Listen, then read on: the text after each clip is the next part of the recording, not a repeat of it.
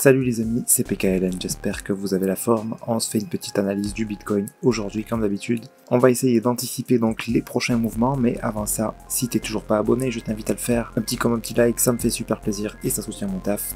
Et allez, suis-moi, c'est parti.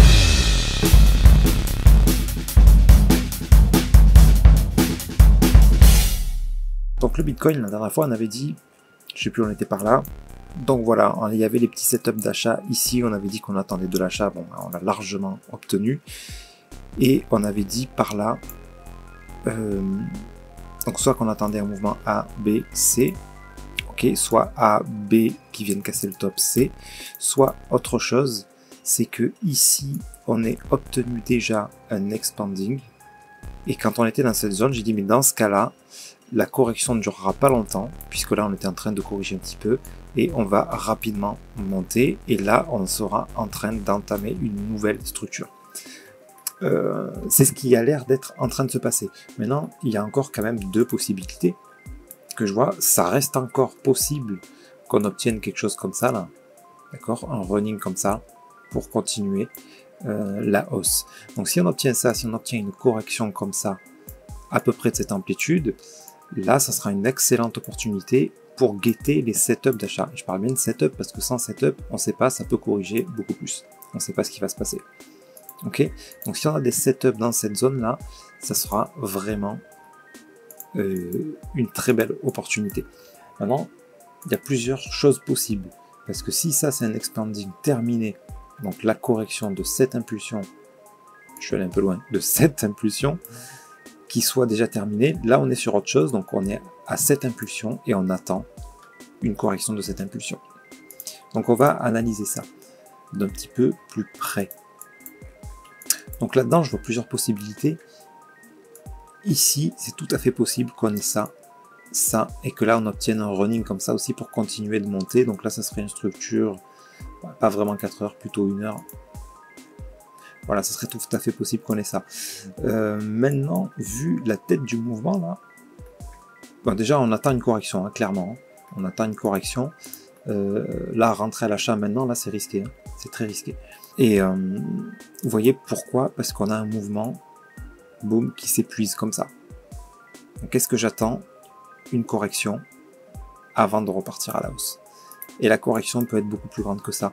On peut très bien avoir une grosse correction comme ça, pareil en 3 mouvements, A, B, C, avant de continuer. Et ça pourrait même être, comme je vous disais dans le premier scénario, en fait que ça soit un A, et qu'en fait la correction ici, décomposée en 3 temps, nous donne un grand A, B, C. Voilà. Ça reste possible, donc attention à cette correction, il y a moyen qu'elle soit un petit peu grande, quoi. Donc attention, si vous êtes à l'achat, c'est bien de prendre un peu des profits et voilà, de serrer un petit peu les stop loss. Donc voilà, dans tous les cas, j'attends minimum ça. Hein. J'attends minimum ça avant de re-rentrer à l'achat, puisque là, oui, on peut avoir des petits mouvements haussiers comme ça, mais qui s'épuisent et on attend une plus grande correction avant de continuer. Ok. Donc ça, c'est dans le cas où cette correction-là est terminée et que on corrige en fait en plus grande unité de temps, là, quelque chose comme ça. Maintenant, si ça c'est juste le départ d'une correction, la correction de ça, ben, ça devrait donner ça, et ensuite monter. Mais j'y crois pas trop, parce que ici le A, là, le B est très impulsif, il s'épuise, et en général quand on a un épuisement comme ça, derrière c'est vraiment une grosse correction qu'on a en général. Donc je verrai plutôt quelque chose qui ressemble à ça, moi, par là. Je verrai plutôt ça. Bon, après, j'en sais rien, j'ai pas de boule de cristal, donc c'est juste que par rapport au passé, la tête de la montée, là, une belle petite correction, ça serait tout à fait sain d'ailleurs, ça serait pas mal du tout. Et ça signifierait aussi qu'on serait encore dans la correction, hop, de cette impulsion-là. Ok, ça serait très bon, ça. Ça serait très très bien. Il y aurait vraiment une super opportunité là. Que si on a une opportunité ici, dans une plus petite unité de temps, bah, l'opportunité est moins folle, quoi. C'est-à-dire que l'objectif, ça restera la cassure de ce top. Donc il n'y a pas un énorme morceau à manger là. c'est intéressant, hein, si on met un peu de levier, tout ça en trading, ça peut être intéressant, mais c'est pas ouf. Par contre, si on obtient une grosse correction comme ça, et que derrière on a des setups d'achat, là le morceau à manger, c'est minimum ça. Hein. Donc c'est déjà beaucoup plus intéressant. Ok les amis, donc voilà, je fais des vidéos un petit peu rapides en ce moment, comme je vous le rappelle, je suis dans plein de projets actuellement, donc j'ai pas beaucoup de temps.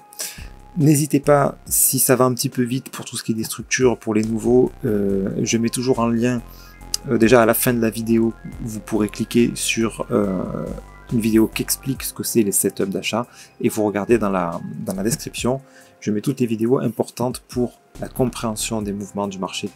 Voilà, j'ai quelques vidéos explicatives là-dessus, sur les figures à connaître, les structures à connaître, le fractal, parce que les unités de temps sont hyper importantes, parce qu'on retrouve de toute façon les mêmes structures dans toutes les unités de temps.